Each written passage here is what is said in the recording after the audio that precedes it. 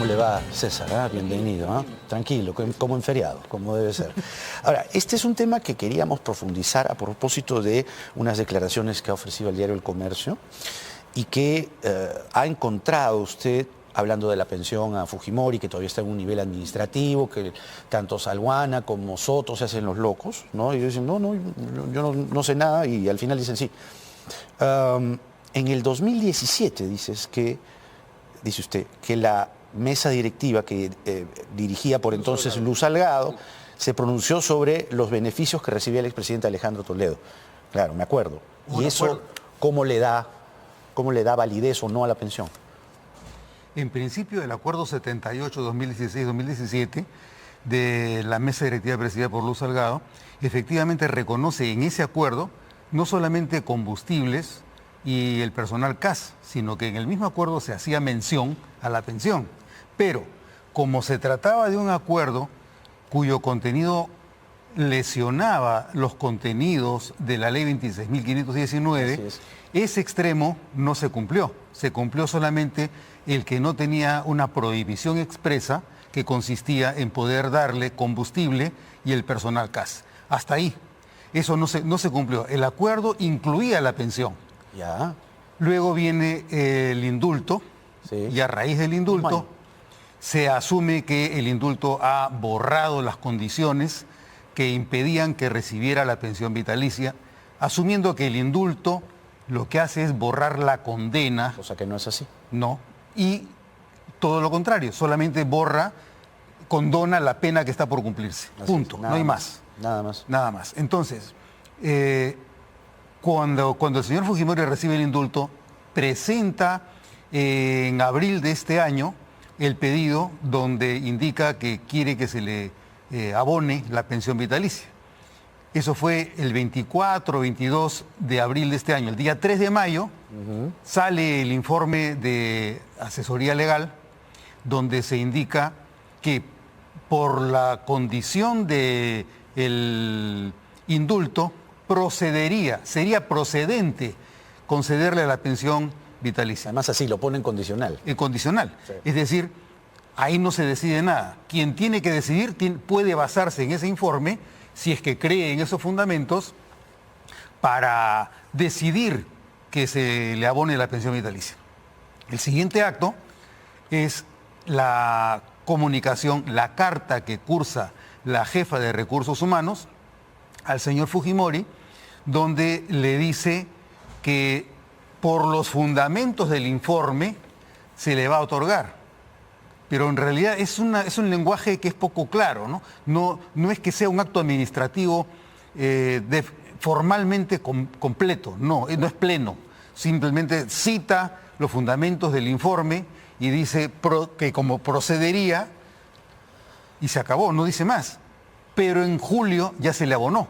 Exacto. Eso fue lo que mencionó el abogado del señor Fujimori, Helio Riera. Sí. Entonces, el señor ya está recibiendo la pensión. Y en el proceso, cuando se desmantela este asunto, el señor Soto dice que él no sabía nada, y el señor Salguana dice, lo que quiera que se haya decidido fue en el periodo anterior, esto no me corresponde ver nada a mí.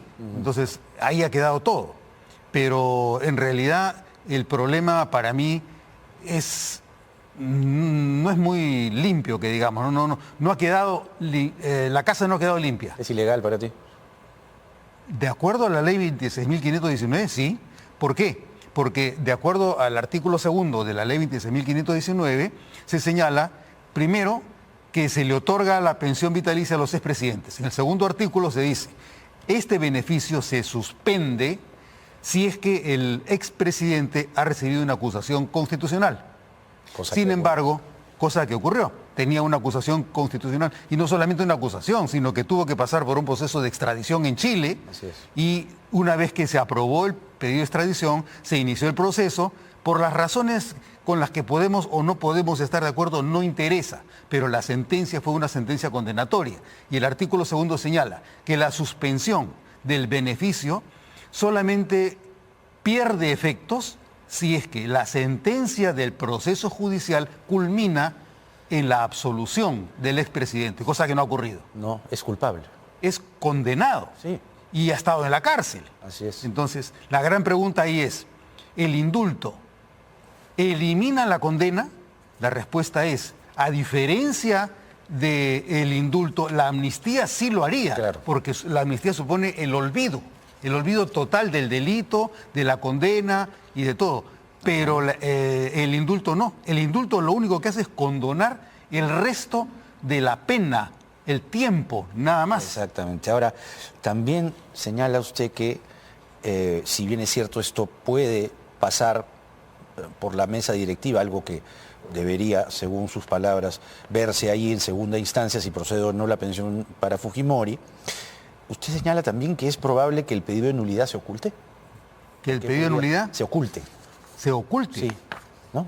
No que se oculte, no más bien, sino que nunca se vea. Eso pues. Que no se tramite. Eso. ¿No? Claro. ¿Por qué? Porque, bueno, tú mencionas primero que efectivamente hay una situación en la que no hay claridad si es que debiera verlo la mesa directiva o el servicio parlamentario. Bueno, tenemos un caso importante. Si bien es cierto que la Jefatura de Recursos Humanos puede hacerse cargo de las pensiones en casos administrativos de personal del Congreso, hasta de congresistas, cuando no hay nada en duda, cuando se producen situaciones de duda o de conflicto, como podrían ser los casos del señor Sagasti o del señor Merino, quienes han solicitado la pensión, en esos casos, cuando hay duda respecto de la aplicación de la ley 26.519, cuando hay duda, ¿qué es lo que se ha hecho? Se ha remitido el caso a la Comisión de Constitución. Claro, ahí ya lo ven los congresistas. Ahí lo ven los congresistas. Claro.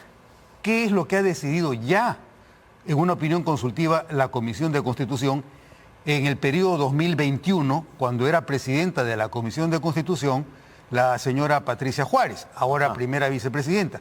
En esa opinión consultiva se tomó una interpretación sumamente restrictiva respecto de la naturaleza de las pensiones vitalicias. ¿Por qué? Porque la pensión vitalicia es un beneficio excepcional, no es que lo reciba cualquier persona, solamente en casos muy extremos, que es el de tener la condición de presidente de la República. La opinión consultiva señalaba que solamente pueden percibir la pensión vitalicia quienes han detentado el cargo como presidente de la República por elección popular. No la puede recibir un vicepresidente cuando el presidente abandona el cargo, no la puede percibir el presidente de la República si es que no concluye su mandato, y no la puede percibir ningún congresista que al amparo de la vacancia del presidente asume la presidencia. Pues ahí están Merino, Sagasti, Castillo.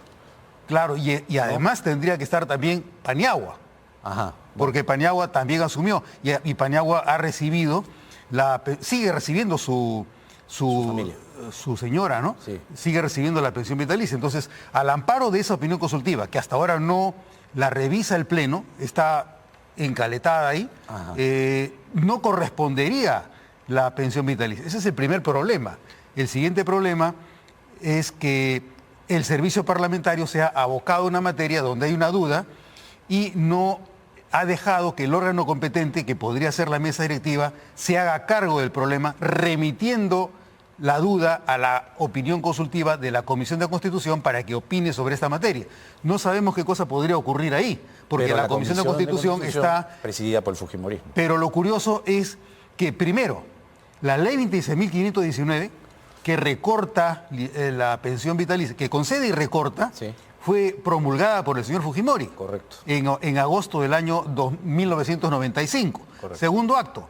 El segundo acto, la opinión consultiva de la Comisión de Constitución, presidida por la señora Patricia Juárez, donde tiene los alcances restrictivos respecto de la naturaleza de la pensión vitalicia solo para los presidentes que efectivamente han concluido con su mandato, no para los vicepresidentes y no para los congresistas que asumen la presidencia de la República. Es una opinión sumamente restrictiva.